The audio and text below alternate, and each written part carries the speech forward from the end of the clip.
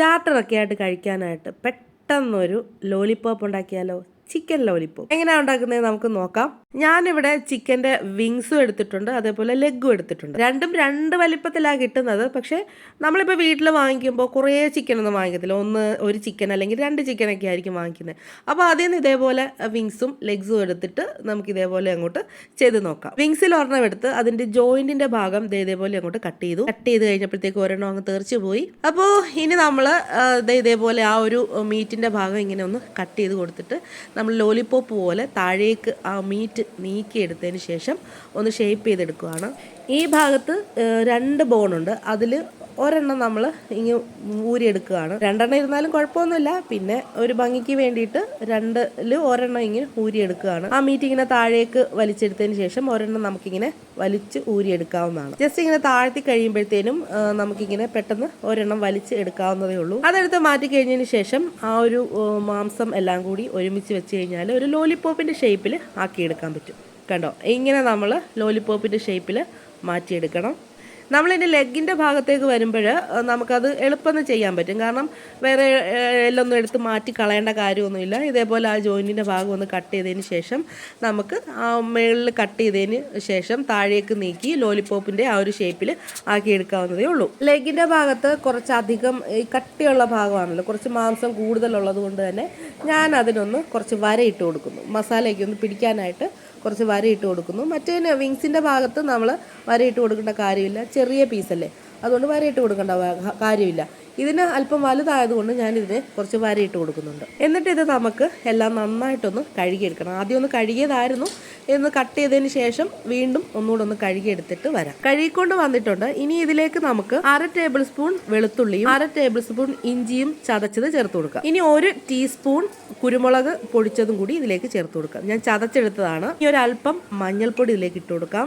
ശേഷം 1 table spoon മുളക് പൊടി, കശ്മീരി ചില്ലി പൗഡർ ആയിട്ട് കൊടുത്തത്, ആവശ്യത്തിന് ഉപ്പുമിട്ട് നന്നായിട്ടൊന്ന് മിക്സ് ചെയ്യണം. നമ്മൾ ഒരു ചിക്കൻ്റെ വിങ്സും ലെഗ്സും മാത്രമല്ല എടുത്തിട്ടുള്ളത്, അതുകൊണ്ട് തന്നെ കുറച്ച് മാത്രമേ ഉള്ളൂ. അപ്പോൾ ഇങ്ങനെ എല്ലാം കൂടി നന്നായിട്ടൊന്ന് മിക്സ് ചെയ്യണം. ഇനി ഇതിലേക്ക് ഏകദേശം 1 ടേബിൾ സ്പൂൺ സോയാ സോസും കൂടി ഇട്ട് അതും കൂടി ഒഴിച്ചിട്ട് നന്നായിട്ടൊന്ന് മിക്സ് ചെയ്യണം. മിക്സ് ചെയ്ത് പുരട്ടി നമ്മൾ ഒരു 1/2 മണിക്കൂർ ഇത് മാറ്റി വെക്കണം. സോയാ സോസ് ചിക്കൻ്റെ എല്ലാ ഭാഗത്തും പിടിക്കുന്ന രീതിയിൽ നല്ല രീതിയിൽ നന്നായിട്ട് കൈകൊണ്ട് തന്നെ ഇളക്കി നന്നായിട്ടൊന്ന് മിക്സ് ചെയ്ത് മാറ്റി വെക്കണം. ഇനി ഒരു ബൗളിലേക്ക് 2 ടേബിൾ സ്പൂൺ മൈദ ഇട്ട് കൊടുക്കണം. മൈദയുടെ കൂട്ടത്തിൽ തന്നെ 2 ടേബിൾ സ്പൂൺ കോൺഫ്ലവറും ചേർത്ത് കൊടുക്കണം. രണ്ടും ഈക്വൽ അളവിൽ തന്നെയാണ് എടുക്കേണ്ടത്.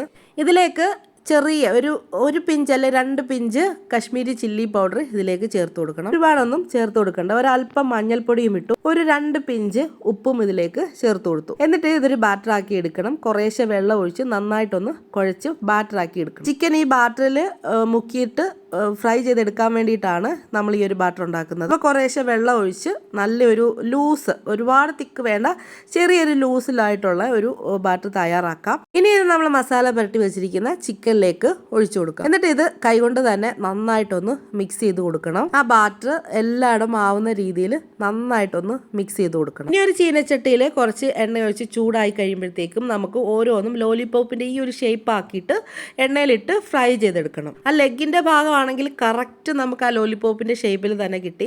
വിങ്സും ബാക്കി മറ്റേ ലെഗിൻ്റെ മറ്റൊരു പാർട്ടുണ്ടല്ലോ, അതും ഇച്ചിരി വലിപ്പം കൂടി ആ ഒരു ഷേപ്പ് വന്നില്ലെങ്കിലും വലിയ കുഴപ്പമില്ലാതെ കിട്ടിയിട്ടുണ്ട്. ഓരോന്നായിട്ട് നമുക്ക് ഫ്രൈ ചെയ്തെടുക്കാം. ഞാൻ 2 സെക്ഷനായിട്ടാണ് ഫ്രൈ ചെയ്തെടുക്കുന്നത്.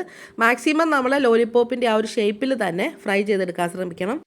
തിരിച്ചും മറിച്ചും ഇട്ട് ഒരു 10-15 മിനിറ്റ് നമ്മൾ ഫ്രൈ ചെയ്തെടുക്കണം. മീഡിയം ഫ്ലെയിമിലിട്ട് വേണം ഫ്രൈ ചെയ്തെടുക്കാനായിട്ട്. വലിയ പീസിന് നമ്മൾ കട്ടിട്ട് കൊടുത്തായിരുന്നല്ലോ, അതേപോലെ തന്നെ കുഞ്ഞു പീസ് ആയതുകൊണ്ട് തന്നെ പെട്ടെന്ന് തന്നെ ഫ്രൈ ആയി കുക്കായി കിട്ടും. ഒരു മീഡിയം ഫ്ലെയിമിലിട്ട് ഫ്രൈ ചെയ്തെടുക്കണം. അപ്പോൾ ആദ്യത്തെ സെക്ഷൻ ഫ്രൈ ആക്കി എടുത്തിട്ടുണ്ട്. ഇനി ഈ ബാക്കി നമ്മൾ എണ്ണയിൽ നിന്ന് ഇത് കോരിയതിന് ശേഷം ബാക്കിയും കൂടി ഇട്ട് ഫ്രൈ ചെയ്തെടുക്കണം. ആ വലിയ പീസ് മാത്രമുണ്ട് എനിക്ക് ലോലിപോപ്പിൻ്റെ ഷേപ്പിൽ, കറക്റ്റ് ലോലിപോപ്പിൻ്റെ ഷേപ്പിൽ കിട്ടിയത്. മറ്റേ വിങ്സൊക്കെ ചെറിയൊരു വ്യത്യാസമൊക്കെ ഉണ്ട്, എന്നാലും കുഴപ്പമില്ല, ടേസ്റ്റിന് എന്തായാലും വ്യത്യാസമൊന്നും വരുന്നില്ലല്ലോ.